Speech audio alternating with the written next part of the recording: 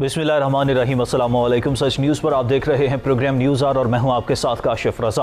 Programme में सबसे पहले शामिल कर लेते हैं टॉप स्टोरीज। पीडीएम और हुकूमत के एक दूसरे पर जवाबी वार। दूसरी तरफ वफाकी काबीना में बड़ी तब्दीलियां। शेख रशीद को वजीर दाखिला बना दिया गया। क्या ये इन तब्दीलियों का दुरुस्त वक्त था?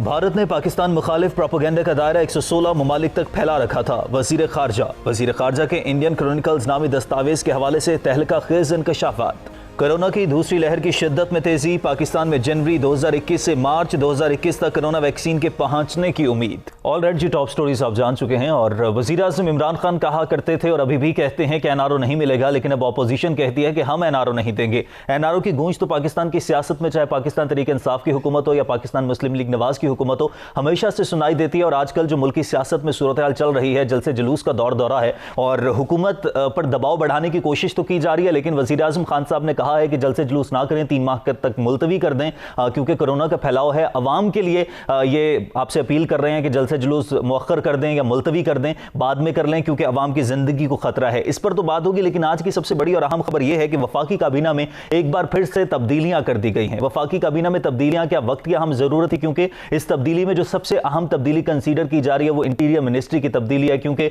जो वफाकी वजीर रेलवे शेख रशीद थे उनको वजीर दाखिला बना दिया गया है। और इजाज शाह जो वजारत दाखिला के तमाम तर फराइज संभाल रहे थे, उनको एंटी नारकोटिक्स का वजीर बना दिया गया। एक तो हम इस पर बात करेंगे कि वफाकी काबीना में ये वक्त क्यों तब्दील किया गया, क्यों तब्दीलियां लाई गई, क्या इस टीम के साथ अब क्या प्रोडक्टिव और लॉन्ग रन खान साहब जो हैं अपने तमाम तर जो उमूर है उनको चला पाएंगे। और काबीना में ये बड़ी खाड़ पछाड़ हुई है, इस पर बात करेंगे। और साथ ही साथ कुछ इस हवाले से भी बात करेंगे कि मशीर खजाना हफीज शेख को वजीर खजाना बना दिया गया है। तो पहले ये बात होती थी कि मशीर को वजीर नहीं बनाया जा सकता, लेकिन अब वो वजीर बन गए, तो इस पर भी बात करेंगे। और कुछ ऑपोजिशन जो गहमा गहमी चल रही है उस हवाले से भी बात करेंगे। कोई गिरफ्तारियां के हवाले से खबरें आ रही हैं कि तमाम तर हिकमत अमली तय कर ली गई है, इजाजत नहीं दी गई लाहौर में जलसे की, लेकिन ऑपोजिशन बज़िद है कि वो जलसा करेंगे। तो ये सिचुएशन काफी डगमग हुई है, इस पर हम बात करते हैं। मोहसिन बेग साहब सीनियर तजज़ियाकार साफ़ी है, मुझे प्रोग्राम में वीडियो लिंक पर ज्वाइन कर चुके हैं। बेग साहब, जरा मैं पीडीएम के जलसे पर भी आता हूं, एहतजाज पर भी आता हूं। सबसे पहले जो आज की बड़ी अहम स्टोरी है कि वफाकी काबीना में जो बड़ी अखाड़ पछाड़ हुई है,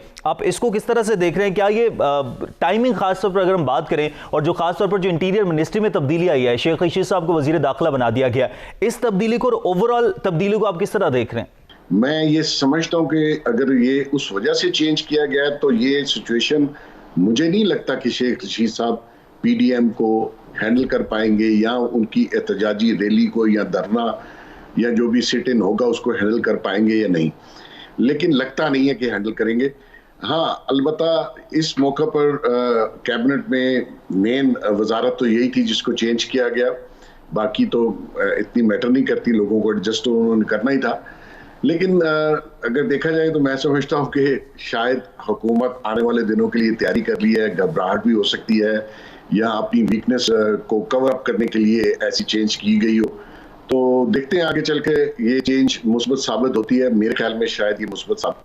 ठीक है, तो बेग साहब, इससे पहले जब कलमदान तब्दील हुए थे, वैसे तो खान साहब जब से आए हैं तब से ये वतीरा रहा है कि वफाकी काबीना में तब्दीलियां कर दी जाती हैं। इससे पहले जो कलमदान तब्दील हुए थे, जवाब पेश किया जाता था जी बेहतर तरीके से परफॉर्म नहीं कर पा रहे थे, इसलिए मिनिस्ट्रीज चेंज कर दी जाती हैं। तो अभी जिस तरह से आपने भी कहा कि रेलवे में रशीद साहब थे, तो शेख साहब के होने से कोई बहुत ज्यादा बेहतरी नहीं आ रही थी, तो क्या वो बेहतर परफॉर्म नहीं कर रहे थे इसलिए उन्हें तब्दील कर दिया गया, या जो उनका दबंग अंदाज है तो उनको बेहतर समझा कि वो अपोजिशन के साथ निमट सकते हैं इसलिए तब्दील कर दिया गया? तो क्या इस टीम के साथ लंबी और प्रोडक्टिव इनिंग्स खेल सकेंगे फिर खान साहब ऑपोजिशन के साथ?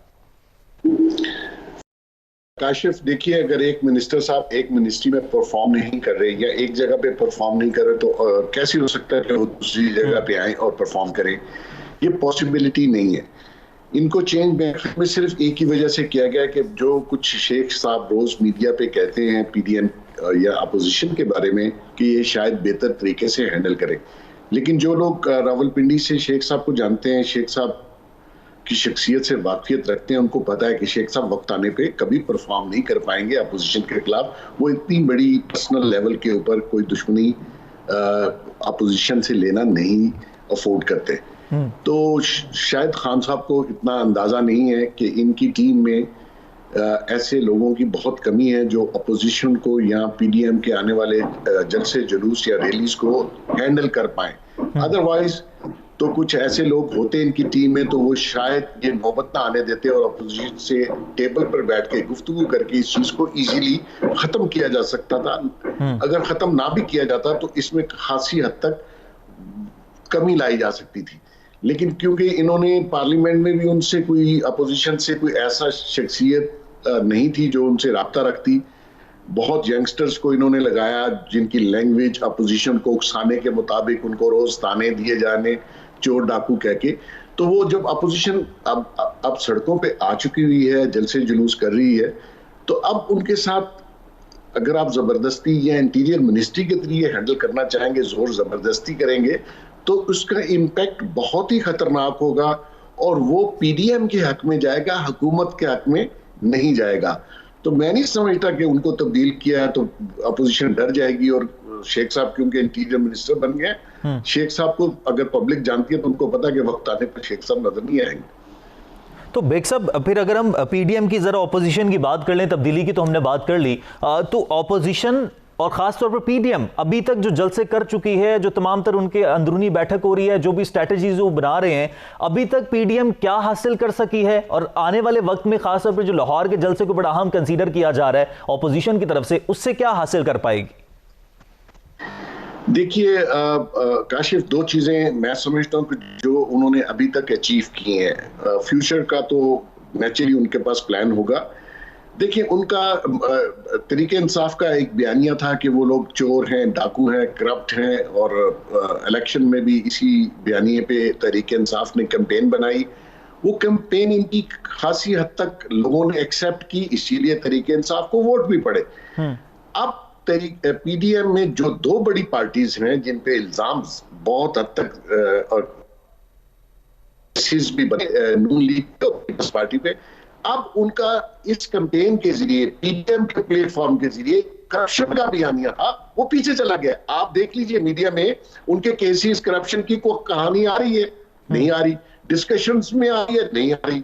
तो इस हद तक जो उनके ऊपर करप्शन का बयानिया था वो तो खत्म उन्होंने कर लिया। दूसरा, उन्होंने जलसे जुलूस कर काफी हद तक मैं समझता हूं कि जो हालात पीटीआई ने पैदा किए, महंगाई, बेरोजगारी और इन सारी चीजों के ऊपर, और परफॉर्मेंस नहीं दे पाए, उसके ऊपर उन्होंने लोगों को मोबिलाइज किया है, दोनों जमातों ने, जो कि बिल्कुल रद्द हो चुकी हुई थी करप्शन की वजह से। और उनको अंदाजा नहीं था कि हम इतनी जल्दी कम बैक कर सकते हैं, और अपना जो डटाई के साथ अपना मौकफ जो 2-2.5 साल पहले वो बयान नहीं कर पा रहे थे, उन्होंने बयान करना शुरू कर दिया। अब वो प्रेशराइज करेंगे हुकूमत को। अगर वो इस्लामाबाद आते हैं 13 के जलसे के बाद, कल के जलसे के बाद, तो मैं समझता हूँ इस वक्त हुकूमत प्रेशर में है। एक तो परफॉर्मेंस नहीं दे पाई, इकोनॉमी, बिजनेस कम्युनिटी, सब लोग परेशान हैं। कोविड को भी ले लीजिए, पेंडेमिक आया हुआ है, उससे पहले भी मईशत का बुरा हाल था।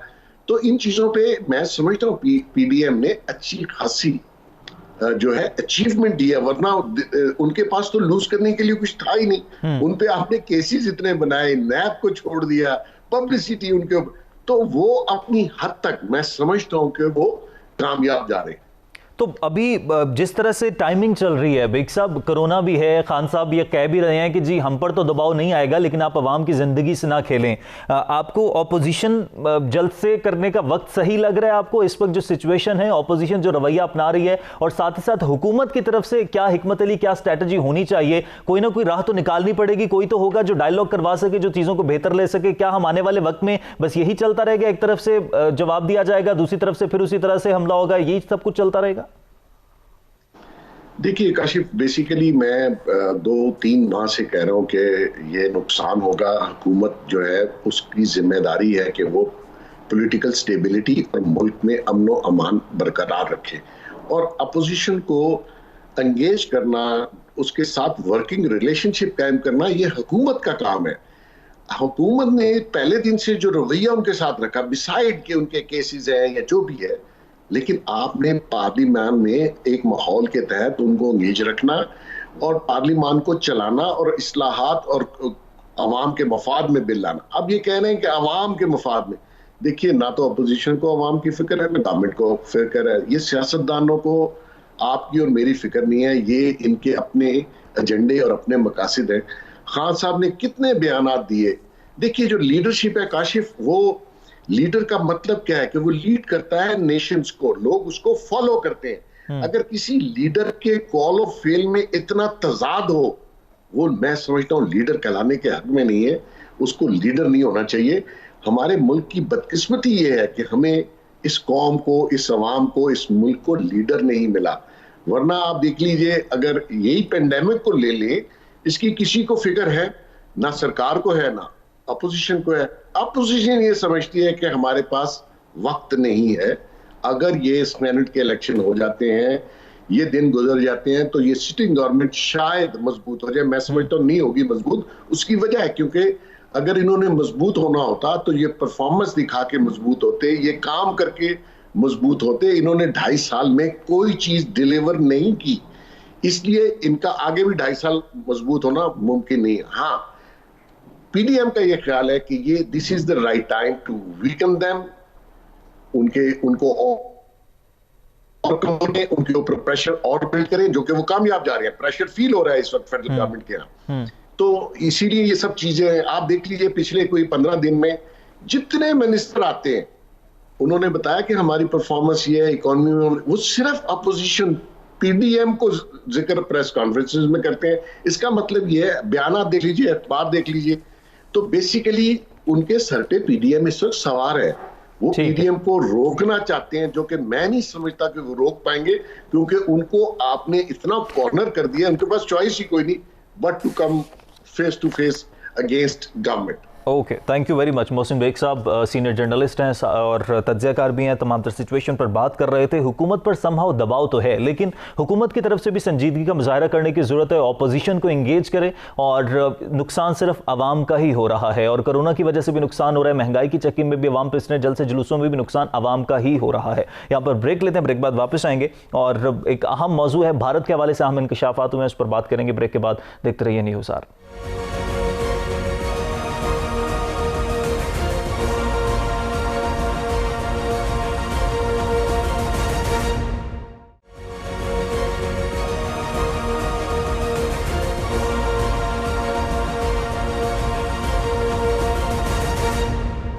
ऑलराइट जी, वेलकम बैक। ब्रेक के बाद वापस आने का शुक्रिया। और भारत हमेशा से ही पाकिस्तान के खिलाफ ओछे हथकंडे अपनाता रहा है, पाकिस्तान के इमेज मुतासिर करने की कोशिश करता रहा है, लेकिन अब भारत के खिलाफ बड़े अहम इंकशाफात हुए हैं। पाकिस्तान के खिलाफ जारहाना अज़ाम की पाकिस्तान की तरफ से तर्जुमान दफ्तर खारजा की तरफ से मजम्मत भी की गई है। और यूरोपीय यूनियन की रिपोर्ट थी जिसमें गुज़िश्ता 15 बरस से भारत जाली खबरों के जरिए पाकिस्तान मुखालिफ प्रोपेगेंडे में मुलव्विस रहा है।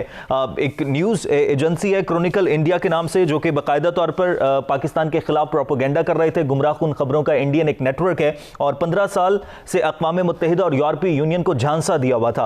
पाकिस्तान के हवाले से गलत खबरें दी जाती थी, पाकिस्तान के हवाले से कहा जाता था कि पाकिस्तान दहशतगर्दी में मुलव्विस है। और यूरोपीय यूनियन की डिसइंफो लैब है जिन्होंने 205 जाली भारतीय साइट्स का कच्चा चिट्ठा खोल दिया है, और बहुत ज़्यादा ममालिक थे जो इसमें मुलव्विस थे, जिनको पाकिस्तान के खिलाफ इस्तेमाल किया जा रहा था। और 265 काम करने वाले मरबूत जाली मकामी मीडिया आउटलेट्स का नेटवर्क बेनकाब हुआ है। इस पर हम बात करेंगे कि भारत खुद बेनकाब हो गया है। अब पाकिस्तान का जो इमेज था वो कितना पॉजिटिव है, पाकिस्तान डोजर पेश कर चुका है, पाकिस्तान भारत के दहशतगर्दी के हवाले से तमाम तर सबूत भी फराहम कर चुका है। इस पर बात होगी। और साथ ही साथ गुज़िश्ता रोज़ भी लाहौर में एक गिरोह पकड़ा गया है जो कि रॉ की सरपरस्ती में काम कर रहा था, और उन्होंने सेक्रेटेरिएट को निशाना बनाना था। तो इस पर हम बात करते हैं कि पाकिस्तान मजीद क्या कर सकते हैं, और खासतौर पर ये जो रिसर्च की गई है डिसइंफो लैब इदारे की जानिब से, इस इदारे की रिसर्च के बाद मजीद क्या हो सकता है। जनरल टैड अमजद शुएब साहब मुझे ज्वाइन कर चुके हैं, दिफाई तज़किया। जल साहब बहुत शुक्रिया आपके वक्त का। जल साहब, जिस तरह से सबसे पहले तो आपसे जानना चाहूंगा, जिस तरह से गलत मालूमात फैलाने के लिए जो रिसर्च इदारा है डिसइंफो लैब, उन्होंने ये बाकायदा तौर पर रिसर्च किया है, इंकशाफ किया है कि फेक न्यूज़ फैलाई जाती थी, किस तरह से प्रमोट किया जा रहा था। ये खबर सामने आ जाने के बाद, और खास तौर पर इस इदारे की तरफ से सामने आ जाने के बाद, आप क्या देख रहे हैं कि भारत को कितना धचका लगा? ये अंदाजा हो सके कि दुनिया उसके झूठ की वजह से पाकिस्तान को कितना नुकसान पहुंचाती रही। मिसाल के तौर पे आप एफएटीएफ में किस्सा भुगत रहे हैं, वो इसलिए कि भारत दुनिया में ये कहता रहा कि पाकिस्तान दहशतगर्दी करवाता है, फॉल्स ऑपरेशन भी किए, प्रोपेगेंडा किया, दुनिया को ये बावर कराया कि पाकिस्तान इन चीजों में मुलव्वस है। कहते हैं कि नहीं हम नहीं ये करते, लेकिन हमारी बात पे यकीन नहीं किया गया, क्योंकि बहुत ही इफेक्टिव किस्म की इंफॉर्मेशन वॉरफेयर चलाई गई। अब इसमें हमें हकीकत है वो ढूंढ के हर एक चीज जिस पे झूठ बोला गया उसको रखना चाहिए। और इसमें 3 जगह हैं जो हमें जहां जहां हमने टारगेट करना है। एक है इंटरनेशनल कम्युनिटी, उसमें वहां पे हमें थिंक टैंक्स वगैरह जो है उनको एंगेज करना चाहिए ताकि वो इन पे स्टोरीज लिखें और दुनिया को बावर कराएं। और थिंक टैंक्स वो हमें फंडिंग करनी पड़े। थिंक टैंक्स वो जो जो जो मुक्तदर हैं, जिनकी बात समझी जाती है, सुनी जाती है और यकीन किया जाता है, हमें उनको पकड़ना चाहिए। इसी तरह हमें अपने यहाँ पे मीडिया के लोगों को ऑर्गेनाइज करके तो 2 तरह का काम करना है। 2 टारगेट, एक भारतीय पॉपुलेशन, भारतीय पब्लिक, जिनको ये अंदाजा होना चाहिए कि उनकी हुकूमत कितना झूठ बोल बोल के तो उनको उनके जज्बात उभारती रही है, उनके ज़हनों को प्रागंदा करती रही है। हो सकता है अगर ये काम ना होता तो शायद दोनों मुल्कों के दरमियान पीपल टू पीपल कॉन्टेक्ट ऐसे होते कि नफरतें कम होती। फिर इसी तरह हमारे पाकिस्तान के लोग हैं, यहां बहुत सारे लोग वो भारत के प्रोपेगेंडा का निशाना बने और इस हद तक भारतीय नैरेटिव पे यकीन किया कि अपने लोगों को यहां जुटलाते रहे। मेरे साथ बैठ के टेलीविजन प्रोग्रामों में बात कहते थे कि जी हम मानते नहीं, लेकिन हम टेररिज्म करा रहे हैं भारत में, हम मानते नहीं है, हम अफगानिस्तान में ये करा रहे हैं। तो ये वो चीज है, जब आपके अपने लोग आपको मुजरिम समझना शुरू कर दें तो वो बड़ा काम। फिर एक, और ये सारी चीजें क्यों की गई? देखिए, उनके फॉरेन पॉलिसी का ऑब्जेक्टिव था, जो उन्होंने कभी छुपाया नहीं, कि पाकिस्तान को दुनिया में हमने तनहा करना है, आइसोलेट करना है। लिहाजा उसके लिए एक बड़ा अच्छा टूल था, पाकिस्तान को दुनिया के सामने टेरर स्पॉन्सरिंग स्टेट बनाया जाए, क्योंकि सारी दुनिया 9/11 के बाद से टेररिज्म के खिलाफ है और टेररिज्म को बहुत बुरी नजर से देखा जा रहा था। तो उन्होंने ये ड्रामा पकड़ लिया और नचाना शुरू कर दिया। दूसरी तरफ ये है कि उन्होंने महसूस किया कि यहां पे पाकिस्तान के अंदर अफवाज पाकिस्तान और पाकिस्तान के अवाम के दरमियान दूरियां पैदा करने से इनको कमजोर किया जा सकता है अंदरूनी तौर पे। तो वो काम उन्होंने शुरू कर दिया, बहुत घिनौने इल्जाम लगाए। हमारे अपने लोग जो हैं वो इन चीजों पे यकीन करना शुरू हो गए। अफवाज पाकिस्तान और पाकिस्तान के इंटेलिजेंस अदारों पे ये इल्जाम लगाने शुरू कर दिए कि मिसिंग पर्सन, आपने मिसिंग के पर्सन ले गए, आप ले गए, आपने किसी को उठा के रख के उसका क्या करना, अचार डालना उस आदमी का, वो भागे हुए, वो अफगानिस्तान में बैठे होंगे, वो गल्फ की किसी रियासत में बैठे, लेकिन आप अपने अदारों को जलील कर रहे हो और आपका मीडिया उसमें शरीक हो गया। फिर इसी तरह अफवाज पाकिस्तान के सीनियर ऑफिसर, रिटायर्ड ऑफिसर, उनके ऊपर करप्शन के इल्जाम। कियानी साहब ने जी जजीरा खरीद लिया। कियानी साहब पिछले 7 साल में एक दिन के लिए बाहर नहीं गए, जब से रिटायर वो अपने घर से बाहर नहीं गए। लेकिन ये इल्जाम, ये बाहर से चली हुई चीजें हैं जिनको यहां लोग यूं यकीन करते हैं आंखें बंद करके, जैसे एक अंधा आदमी सोच के करते। तो जनरल साहब, जिस तरह से आप बड़ी तफसील से बता रहे हैं कि ये सारी चीजें हुई, ये सारे हरबे इस्तेमाल करता रहा भारत, तो हमेशा हमारे यहाँ भी बात की जाती है, ISPR भी ये बात कहता है जी 5th जनरेशन वॉर। तो क्या ये 5th जनरेशन वॉर है? ये मैं अर्ज करता हूं, पहले एक चीज और मैं जी। ये अभी पिछले दिनों जब आशूरा के दिनों में बिल्कुल नकली भारत से चला कि जनाब एक शिया फना बंदे ने कहा है कि जो सहाबा हैं हमारे, वो उनके बारे में बुरी बातें की, और एकदम से उबाल उठाया और जनाब लोग जुलूस लेके बाहर आने शुरू हो गए। इस कदर बेवकूफ कि बाहर से ये प्रोपेगेंडा होता है और बजाय उसके कि उसकी तहकीक हो या हुकूमत कुछ उसका बताए, उससे पूछने की बजाय खुद उठ के डंडाबाजी शुरू कर देते। तो ये 5th जनरेशन वॉर है। 5th जनरेशन वॉर इसे यूं कह लीजिए कि हाइब्रिड वॉर में 5th जनरेशन वॉर के साथ इसको कंबाइन करके इस्तेमाल करते हैं। और हाइब्रिड वॉर में जो तरीकाकार है वो ये है कि बाहर से एक ऐसा नैरेटिव चलाया जाता है और पाकिस्तान में लोगों के जहनों पे काबू करना। कुछ लोगों को वो इतना ज्यादा ये फीड करते हैं कि वो यकीन की हद तक उस पर ईमान ले आते हैं और फिर उनको बाहर से किसी मदद की जरूरत नहीं होती, वो उस बयानिए को लेके खुद आगे चल पड़ते हैं। सोशल मीडिया पे शेयर दर शेयर करना शुरू करते हैं, वो चीज फैलनी शुरू हो जाती है। नतीजा ये कि हमारे ही लोग हमारे खिलाफ सारा वो एक सिलसिला लेके चल पड़ते हैं, जैसे मिसिंग पर्सन वाली कहानी आप देख लीजिए। तो ये बड़ा जरूरी है कि यहाँ पे लोग अपने जहन को खोलें। हर चीज, पाकिस्तान आर्मी कहती थी कि जनाब आपके ऊपर हाइब्रिड वॉर का अटैक है, लोग मजाक उड़ाते थे। यहाँ पे सियासतदान वो कहते थे कि जी ये फौज हमें ऐसे ही सुना के तो हमारी तवज्जो हटा रही। इसी तरह आपके अपने बाज मीडिया के लोग अगर खुद समझ नहीं है, खुद आपने पढ़ के ये चीजें नहीं सीखी, तो कम से कम जो आपको आपके अदारे बता रहे हैं उन पे तो यकीन करें। बाहर आपका कहां से, भारत कहां से आपका दोस्त आ गया, कब का दोस्त हो गया आपका? सही। अगर अच्छा, भारत कोई बात कहता है तो उस पर यकीन करना तो बिल्कुल जुर्म की बात। जनरल साहब, एक और चीज भी आपसे जानना चाहूंगा। भारत की तरफ से हमेशा से ये किया गया है कि जब भी कोई इस तरह का वाकया होता है, भारत जब बेनकाब होने लगता है तो पाकिस्तान के खिलाफ महाजराई करता है, फॉल्स फ्लैग ऑपरेशन करता है, या सीज फायर मुआहदे की खिलाफ वर्जी करता है, सर्जिकल स्ट्राइक करता है। भारत की तरफ से किसी किस्म के फॉल्स फ्लैग ऑपरेशन की कोई इतलात है, कोई इंफॉर्मेशन है? क्या इस तरह का खतरा है पाकिस्तान में भी, जिस तरह हाई अलर्ट कर दिया गया? देखिए, खतरा तो बिल्कुल, और बहुत देर से हम पुलवामा के बाद से कई दफा ये खतरा डेवलप हुआ और पाकिस्तान क्या कर रहा है। पाकिस्तान का दुनिया को बताना कि ये करने लगे हैं, करेंगे, तो उससे लाजमन ये रुक जाते हैं। और ये अभी जो इनके झूठ पकड़े गए हैं उसकी वजह से भी ये थोड़ा होंगे। और देखिए, वहां पे फॉल्स फ्लैग ऑपरेशन के चांसेस इसलिए ज्यादा है कि मोदी घिरा हुआ है, उसको किसी भी डायरेक्शन में कामयाबी नहीं हुई। आप किसानों का मसला देख लें, आर्टिकल 370 कश्मीर का देख लें, चाइना ने दुम पे पैर रखा हुआ है बुरी तरह, और उसके साथ साथ कोरोना ने तबाही मचा दी, इकोनॉमी बर्बाद हो गई, माइनस रेट पे चली गई, और बेरोजगारी बढ़ गई है वहां पे बहुत ज्यादा।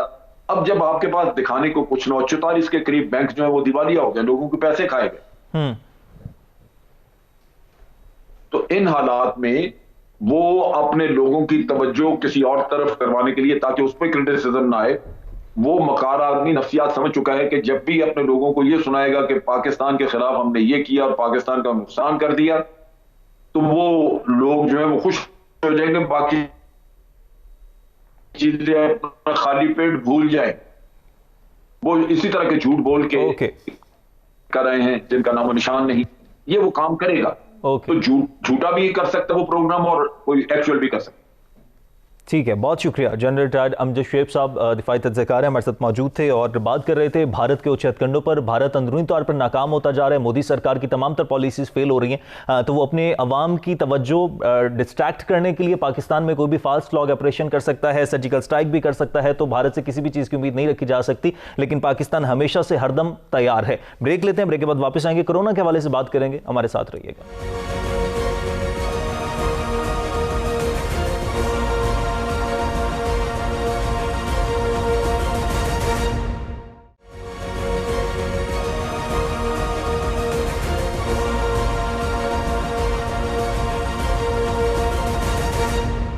ऑलराइट जी, वेलकम बैक। ब्रेक के बाद वापस आने का शुक्रिया। कोरोना की दूसरी लहर पाकिस्तान में शिद्दत इख्तियार करती जा रही है, इसकी जिम्मेदारी किसी पर भी आयद नहीं की जा सकती। हुकूमत भी बराबर जिम्मेदार है, अपोजिशन भी, और अवाम खुद भी इसकी जिम्मेदार है, क्योंकि हमें कहीं पर एहतियात बरती जाती नज़र नहीं आ रही है। लेकिन इंटरनेशनली अगर बात की जाए तो कोरोना वैक्सीन जो है वो लॉन्च हुई है और एक शख्स को लगाई भी गई है इस हवाले से। लेकिन पाकिस्तान के हवाले से अच्छी खबर यह है कि कहा जा रहा है पाकिस्तान में जनवरी 2021 से मार्च 2021 तक कोरोना वैक्सीन के पहुँचने की उम्मीद है। पिछले हफ्ते हमने जब कोरोना की पर बात की थी तो डॉक्टर जावेद अकरम साहब हमारे साथ प्रोग्राम में मौजूद थे, उन्होंने कहा भी था कि ट्रायल तकरीबन मुकम्मल होने को हैं और दिसंबर के आखिर तक या चंद हफ्तों में पाकिस्तान में कोरोना वैक्सीन आ जाएगा। और कोरोना वैक्सीन के हवाले से कहा यह जा रहा है कि कीमत 650 रुपए से 3500 रुपए के दरमियान हो सकती है और 2 डोज की कीमत 1300 से 7000 के दरमियान भी हो सकती है। और हुकूमत पाकिस्तान ने वैक्सीन की खरीदारी के लिए $10 करोड़ यानी कि पाकिस्तानी 16 अरब रुपए मुख्तस कर रखे हैं। हम कोरोना वैक्सीन के हवाले से बात करेंगे कि वैक्सीन आने तक क्या पाकिस्तान में खदशात मजीद बढ़ जाएंगे, क्योंकि केसेस में हर गुजरते दिन के साथ इजाफा हो रहा है। पिछले 24 घंटों की अगर बात की जाए तो पिछले 24 घंटों में 50 अमवात हुई हैं, 3047 केसेस रिपोर्ट हुए हैं और रिकवर भी हुए हैं 4791। और सबसे ज़्यादा अगर तादाद की बात की जाए तो सिंध में है, उसके बाद पंजाब है और इसी तरह से मुख्तलिफ सूबों में सूरत हाल है। तो इस पर ज़रा हम बात कर लेते हैं कि कोरोना कितना शिद्दत इख्तियार करता जा रहा है और इसका जिम्मेदार बुनियादी तौर पर कौन है। डॉक्टर इफ्तिखार बरनी साहब सदर हैं पाकिस्तान इस्लामिक मेडिकल एसोसिएशन के। डॉक्टर इफ्तिखार साहब, बहुत शुक्रिया आपके वक्त का। डॉक्टर साहब, सबसे पहले तो मैं हमेशा से यही होता है जब भी कोरोना का सेगमेंट हम करते हैं तो सबसे पहले हम जानने की कोशिश कर रहे होते हैं कि आपको क्या लग रहा है कि कोरोना की लहर मजीद शिद्दत इख्तियार करती जा रही है, इसके जिम्मेदार आप किसको समझते हैं? अवाम खुद इसकी जिम्मेदार है? जी, बहुत शुक्रिया, आपने अपने चैनल पे मुझे आने का मौका दिया। ये बात बिल्कुल दुरुस्त है कि कोरोना की जो ये नई लहर आई है ये काफ़ी शदीद है और पहले के मुकाबले में ज़्यादा बड़ी तादाद में मुस्बत जो हैं मरीज़ सामने आ रहे हैं। और आप यूँ कह सकते हैं कि आपने कुछ इलाक़ों के नाम लिए, कुछ शहर ऐसे हैं कि जहां पर बहुत ज़्यादा तादाद में ये केसेस सामने आ रहे हैं, जिसमें हैदराबाद है, मुल्तान है, मुजफ्फराबाद और गिलगित हैं और कराची है, और इन जगहों पे 15 से 20% और बाज़ जगहों पे 20% से भी ज़्यादा केस जो है मुस्बत सामने आ रहे हैं। और ज़्यादा तशवीश की बात यह है कि इस बीमारी की शिद्दत पहले के मुकाबले में ज़्यादा है और ज़्यादा बड़ी तादाद में लोगों को वेंटिलेटर पे मुंतकिल करना पड़ रहा है, और ये काफ़ी फ़िक्र की बात है। और एक और अहम तशवीश वाली बात यह है कि तिब्बी कारकुन या हेल्थ वर्कर जो हैं वो भी बतौर ख़ास इस बीमारी का निशाना बन रहे हैं। और डॉक्टर्स के हवाले से तो मैं ये कहूँगा कि वो डॉक्टर भी इस बीमारी का शिकार हो रहे हैं कि जो बराह रास्त कोरोना के मरीजों का इलाज नहीं कर रहे थे, लेकिन किसी न किसी तरीके से वो भी कोरोना की जद में आ गए हैं। तो ये सारी चीज़ें खासी परेशान कुन हैं। और इसमें अगर जिम्मेदारी की बात करें तो सच्ची बात है, किसी एक शख्स इदारे को जिम्मेदार करार नहीं दिया जा सकता। इसमें हुकूमत की कोताही भी शामिल है, लेकिन हुकूमत के साथ साथ बहुत सारे इदारे, हम सब लोग इसमें शामिल हैं। हमारी जो SOPs थी या जो एहतियाती तदाबीर थी, जो सारे लोगों को अब कह सकते हैं कि असबर हो चुकी हैं कि मास्क का इस्तेमाल किया जाए, समाजी फासलों का ख्याल रखा जाए और हाथों को बार बार धोया जाए, इन सारी एहतियाती तदाबीर को हम भूल चुके हैं, उनसे हम दूर जा चुके हैं। तो इसका ये नतीजा निकला है कि ये बड़ी शिद्दत के साथ लहर आई है और इसकी शिद्दत में मुसलसल इजाफा हो रहा है।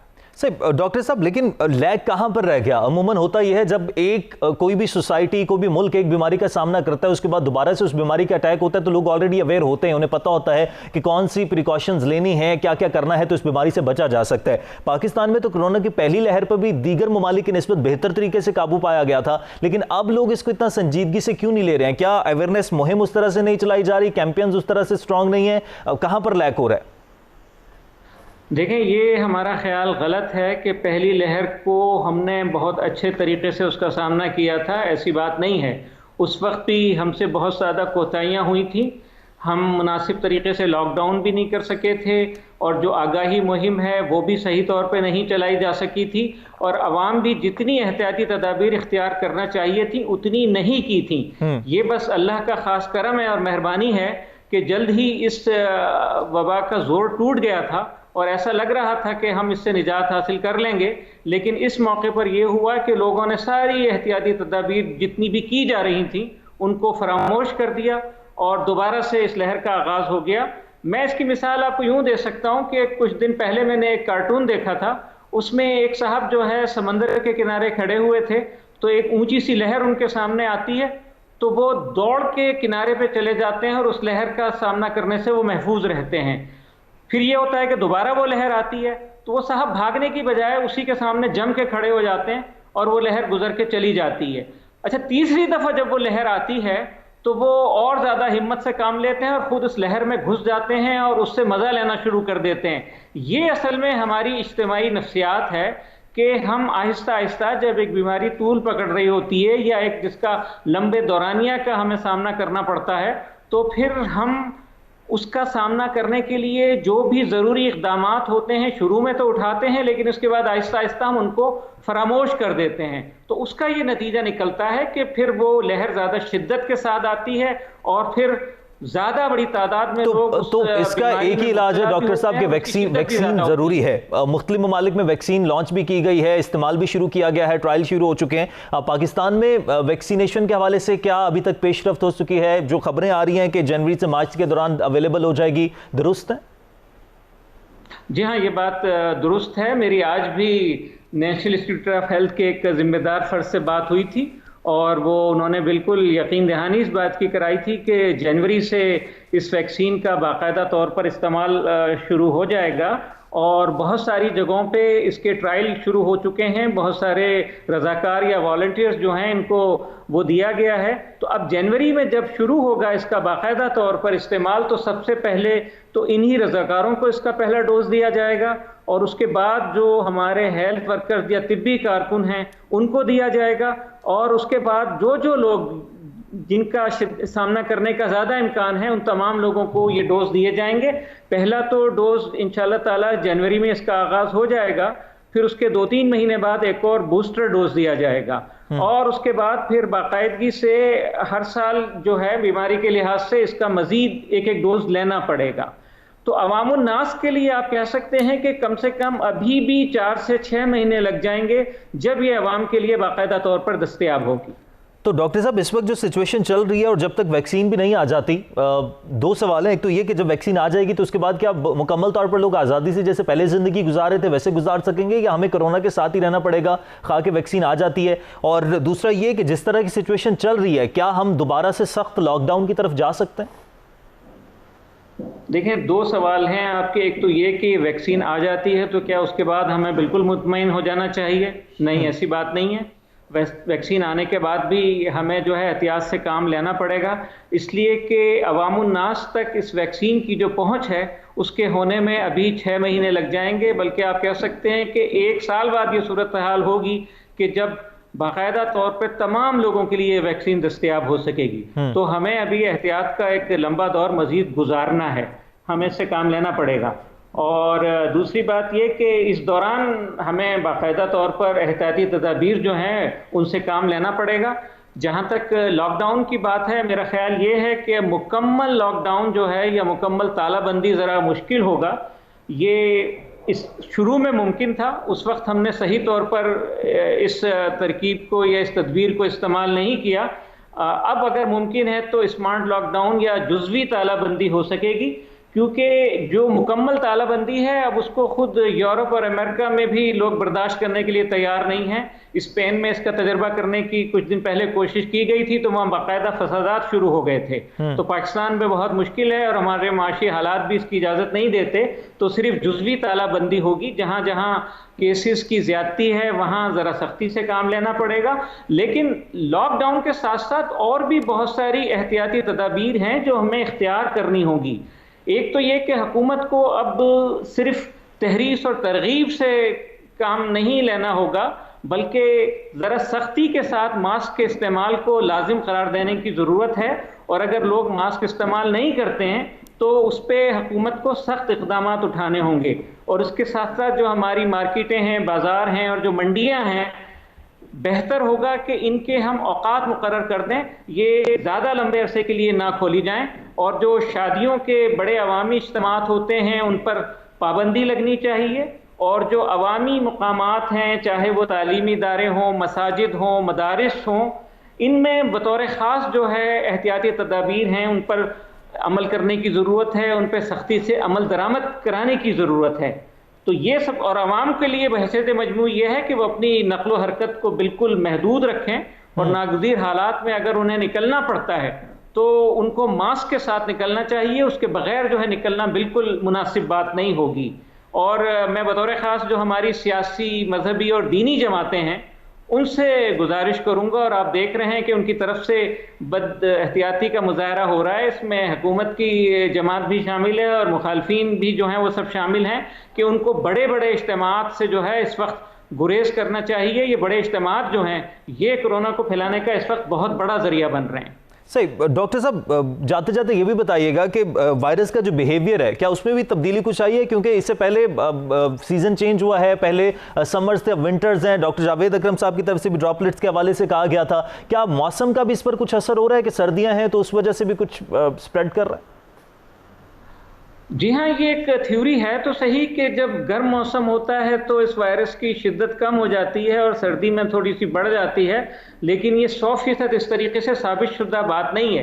लेकिन जो एक अमली चीज़ हमें नज़र आ रही है, जो मारूजी हकीकत है, वो ये है कि इस मरतबा जो कोरोना की लहर आई है ये ज़्यादा शिद्दत के साथ आई है और ये इम्कान है कि वायरस के कोई नए स्ट्रेन सामने आए हैं जिनके खिलाफ हमारा अपना मुदाफ़ती निज़ाम सही तौर पर काम नहीं कर रहा है, और इसलिए वो ज़्यादा शिद्दत के साथ हमारे जिस्म पर हमला आवर हो रहा है और हम उसका बचाव करने से कासिर हैं। तो इस सिलसिले में फिर हमें बहुत ज़्यादा एहतियात करने की ज़रूरत है, उसके बगैर जो है ये गुजारा नहीं होगा। ठीक है, बहुत शुक्रिया। डॉक्टर इफ्तिखार बरनी साहब हमारे साथ मौजूद थे, प्रेसिडेंट हैं पाकिस्तान इस्लामिक मेडिकल एसोसिएशन के, और इसमें जिम्मेदारी किसी पर भी आयद नहीं की जा सकती, आवाम खुद भी जिम्मेदार है। इस बार कोरोना की लहर ज़्यादा शदीद है और वैक्सीन के हवाले से पॉजिटिव खबरें तो हैं, लेकिन तकरीबन 6 माह लग जाएंगे। फिर भी अगर हम कम अज़ कम बात भी करें तो एहतियात बरतना बहुत ज़्यादा ज़रूरी है। अपना भी ख्याल रखें और दूसरों का भी ख्याल रखें। आज के प्रोग्राम से इजाज़त दीजिए, अल्लाह ने के बाद।